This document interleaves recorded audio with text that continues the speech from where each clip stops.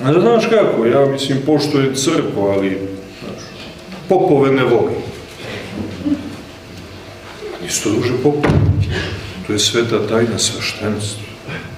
Ti kad bi znao što govoriš i u šta vjeruješ, znaš, ti bi se ozbiljno zabrinuo nad sobom.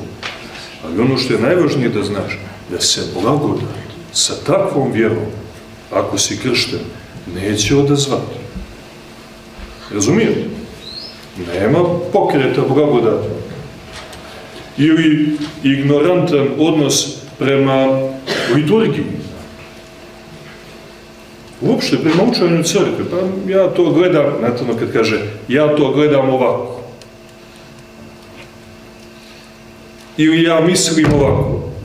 Ili ja se ne slažem sa tim. Znate. Pa može, mislim, sve to može. Ne samo što može, nego velika većina upravo tako čini. Ali blagodat se ne pokreće.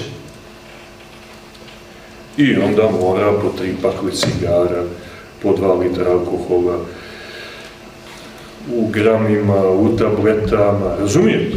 Ti nešto mora da se napajaš.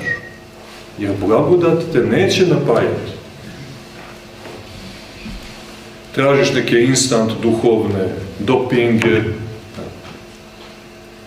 Zato je bitna prava vjera, tačna vjera, dakle pravoslavna vjera, u kanonu simbola vjere, to je taj opšte obavezujući simbol vjere, znači bez toga neće Duh Sveti djelovati, to da znate, i aktivno življenje, postepeno, uključujući se u liturgijskom ambijentu, ispunjavanje volje Božje.